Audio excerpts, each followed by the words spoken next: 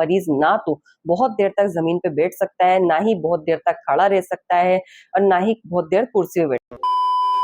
नमस्कार, आप सत श्री अकाल दोस्तों, मैं डॉक्टर शाइस्ता खान आप सभी का स्वागत करती हूँ आज की वीडियो में। और आज की वीडियो मोस्ट वांटेड वीडियो है। जी हाँ, बहुत ज्यादा आपने मुझे मैसेज किए इस वीडियो के लिए, या कहूँ कि इस बीमारी के लिए। आप सभी ने पूछा था सायाटिका ट्रीटमेंट, यानी इसे आम भाषा में हम लोग बोलते हैं सायाटिका, शियाटिका, रांगनवाय का दर्द, बाय का दर्द, वादी का दर्द, बात का दर्द वगैरह वगैरह, अलग अलग जगहों पर अलग अलग नामों से जाना जाता है। तो होता क्या है दोस्तों कि ये जो दर्द होता है सायाटिका का, ये आपकी कमर की या कह लीजिए कूल्हे की हड्डी का जो जोड़ होता है वहां से स्टार्ट होता है और दोनों टांगों में चलता है।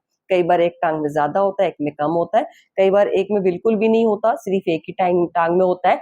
लेकिन बहुत ही इतना ज्यादा दर्द करता है, उतना परेशान करता है कि मरीज ना तो बहुत देर तक जमीन पे बैठ सकता है, ना ही बहुत देर तक खड़ा रह सकता है और ना ही बहुत देर कुर्सी पे बैठा रहता है। तो सबसे पहले जानते हैं क्यों होता है सायाटिका, क्या रीजन है सायाटिका होने का, और फिर मैं आपको बताऊंगी बहुत ही जबरदस्त ट्रीटमेंट कि कैसे आप घर बैठे अपने आप को ठीक कर सकते हैं, अपनी सायाटिका खुद ठीक कर सकते हैं एक्यूप्रेशर द्वारा। तो दोस्तों सबसे पहले बात करते हैं कि क्यों होती है सायाटिका। सबसे पहले दोस्तों एक चीज का ध्यान रखिएगा, सायाटिका की जो बीमारी है या इसका दर्द अगर मैं कहूँ तो ये उन्हीं लोगों को होता है जिनको रीढ़ की हड्डी में तकलीफ होती है। गौर से सुनिएगा, आप अक्सर एमआरआई या एक्सरे कराते हैं, राइट? उस एक्सरे या एमआरआई में कई बार आपकी रिपोर्ट में आता है L4 या L5 में दर्द है, कई बार ऐसा लिखा हुआ आता है। तो जो डॉक्टर्स डायग्नोस करते हैं वो ये होता है कि आपकी जो डिस्क है वो हिल गई है, बिल्कुल सही है। उसके अलावा आता है L5S1। जब आपकी रिपोर्ट में L5 और S1 लिखा हुआ आता है, इसका मतलब है कि आपकी सेक्रल, लंबर और सेक्रल का पहला वर्टिब्रा जो है वो बिल्कुल डैमेज होने की कगार पे है। जब ऐसी सिचुएशन होती है या रिपोर्ट में ऐसा कुछ आता है, तब आपको सायाटिका पेन स्टार्ट हो। क्योंकि होता क्या है दोस्तों कि हमारी कूल्हे की हड्डी के पास से जो नसें निकलती है, जिसे कॉर्डा इक्वाइना कहा जाता है, नसों का एक गुच्छा होता है वहां पे। अगर आपकी L5 और S1 में कोई समस्या आती है वर्टिब्रे में, तो वहां से जो नसें निकल रही हैं, वहां पे कोई भी नस आपकी दबती है, तो वो जो टांग में आपकी सायाटिका नर्व आ रही है उसमें दर्द होना शुरू हो जाता है, जिसे हम लोग कहते हैं सायाटिका पेन। आई होप आप समझ पाए होंगे कि सायाटिका क्यों होती है और किन लोगों को होती है।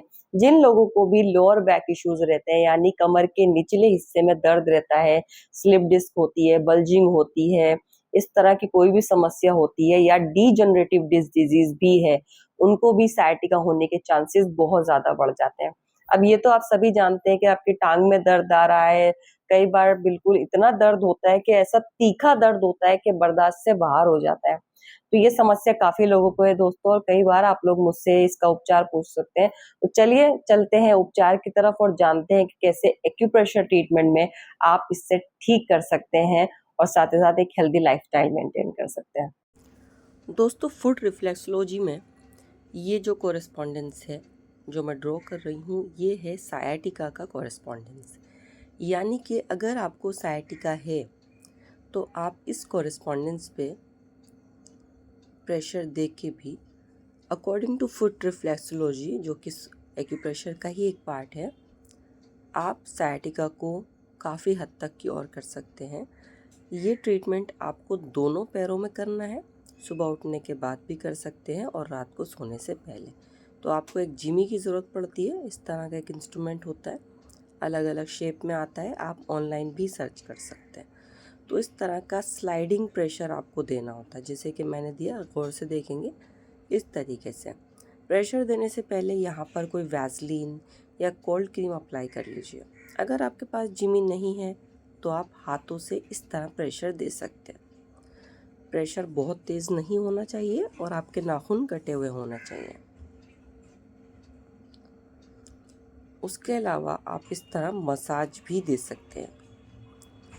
तेल या कोल्ड क्रीम, वैसलीन लगाने के बाद आप इस तरह मसाज कर सकते हैं। और जो तलवों का पॉइंट है, क्योंकि तलवे थोड़े से हार्ड होते हैं, तो वहाँ पे आप इस तरह से थोड़ा गहरा प्रेशर दे सकते हैं और मरीज़ को ठीक कर सकते हैं।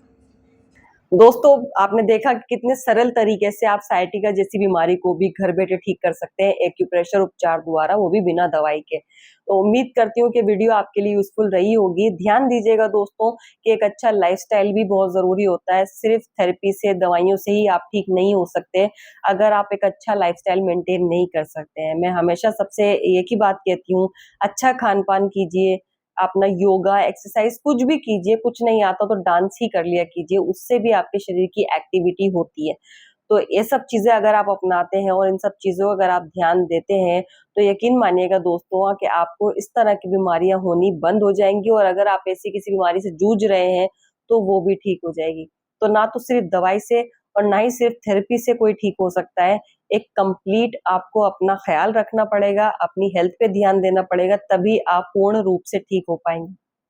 मैं मिलती हूँ आप सभी से नेक्स्ट वीडियो में। अगर वीडियो अच्छी लगी हो तो अपनी फैमिली फ्रेंड्स सबके साथ शेयर कीजिएगा, लाइक करना मत भूलिएगा और एक अच्छा सा कमेंट जरूर करके जाइएगा, मुझे बहुत अच्छा लगेगा।